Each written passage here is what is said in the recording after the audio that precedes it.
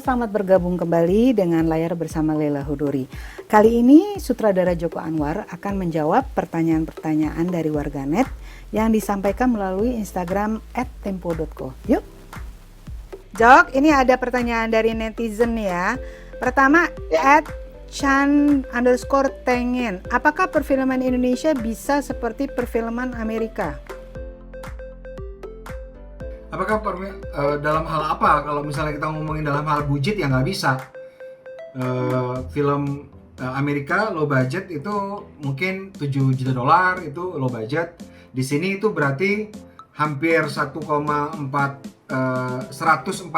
miliar, which is nggak mungkin. Dari segi budget nggak mungkin. Tapi dari segi mungkin kreativitas ya mungkin bisa aja. Kalau misalnya nanti akan ada filmmaker baru gitu. Kalau yang sekarang mungkin ya not there yet, tapi kita berharap dari filmmaker yang akan muncul. Oke, @galangtoletelot, namanya susah banget. Cara apa untuk mengolah sastra ke dalam sebuah film? Bagaimana mengubah, maksudnya ini kayaknya nih box to movies deh. Book to movies.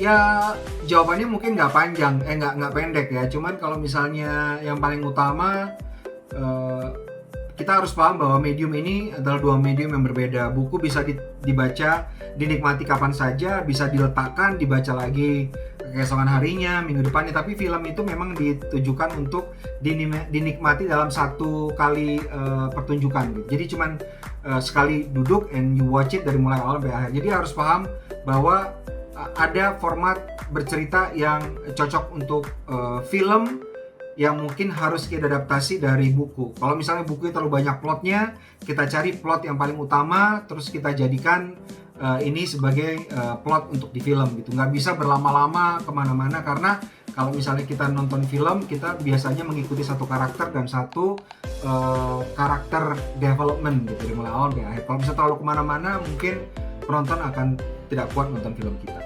Mungkin itu yang paling utama. Tapi juga ini sebenarnya banyak sekali yang harus diperhatikan. Oke. Yang berikutnya ini dari @cacingbunting, itu ada 2 pertanyaannya. Bagaimana pandangan Anda terkait bisnis industri film Indonesia dalam masa pandemi ini? Kemudian pertanyaan berikutnya, pengaruhnya bagaimana terhadap industri kita dan juga di masa akan datang? Karena ini beberapa bulan kan jadi nggak bisa berproduksi ya. Kalau kita ngomongin dampak dari pandemi terhadap perfilman Indonesia, tentunya kita tahu sebelum pandemi ini mulai, industri film Indonesia sedang berada di puncak, bisa dibilang golden age gitu. Masa keemasan film Indonesia ya sebelum pandemi. Karena dari segi bisnis kita menjual tiket jauh lebih banyak ketimbang tahun-tahun yang lain gitu. Tahun 2018 dan tahun 2019 kita menjual lebih dari 51 juta tiket untuk film Indonesia setiap tahunnya. Dibandingkan dengan 2 tahun sebelumnya, tahun 2017 kita hanya menjual sekitar 37 juta. Jadi dalam 1 tahun itu peningkatan luar biasa. Ini berarti kepercayaan penonton terhadap film Indonesia sangat tinggi gitu. Itu dari segi bisnis. Dari segi kualitas, estetika dan teknis, aku juga melihat perubahan yang signifikan karena semakin banyak film yang kalau kita lihat tuh beberapa tahun yang lalu, 10 tahun yang lalu, kalau misalnya kita lihat daftar box office tertinggi setiap tahunnya, mungkin yang pertama sampai kelima itu film-film yang nggak jelas. Film horor yang dibuat asal, yang penting judulnya menarik orang untuk nonton tapi nggak bagus cerita dan sebagainya. Nah, beberapa tahun belakangan ini yang laku memang adalah film yang diproduksi secara serius gitu. Kita nggak ngomongin detail kualitas secara bercerita, tapi dari segi keseriusan untuk berproduksi udah serius gitu. Jadi dari segi kualitas teknis dan estetika peningkatan dan kepercayaan penonton, bisnis juga meningkat. Dan lebih banyak sekarang film-film Indonesia yang mendapat pengakuan, apresiasi dari publik, bukan cuma publik dalam negeri, juga di luar negeri, baik di sirkuit festival ataupun di sirkuit komersial.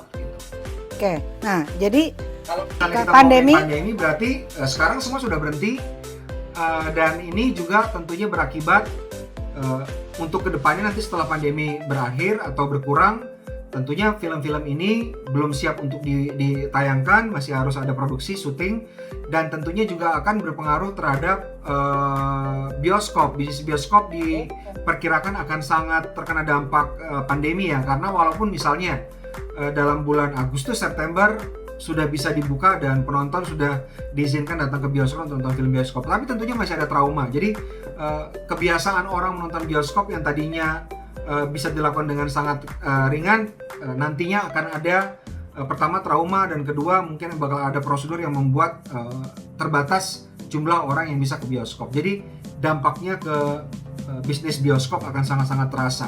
Makasih banyak ya Jok ya, udah menjawab pertanyaan-pertanyaan. Sama-sama, ini. Mbak. Oke, bye-bye. Bye. Jangan lupa saksikan Layar bersama Lela Chudori di YouTube Tempo.co.